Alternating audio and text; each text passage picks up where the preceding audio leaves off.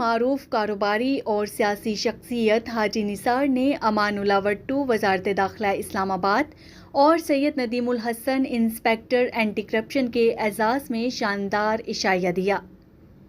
عشائیہ میں پیرس کی معروف کاروباری اور سیاسی شخصیات نے شرکت کی۔ امان اللہ وٹو اور سید ندیم الحسن نے کہا کہ پیرس میں پاکستانی کمیونٹی سے مل کر بڑی خوشی ہوئی۔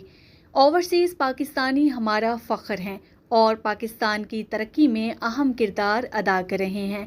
حاجی نثار اور ان کے دوستوں سے مل کر بہت خوشی ہوئی۔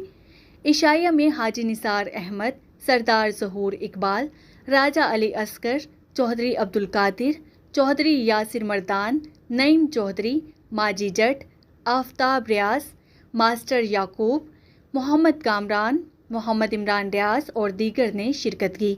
حاجی نثار نے تمام دوستوں کا عشائیہ میں شرکت پر شکریہ ادا کیا۔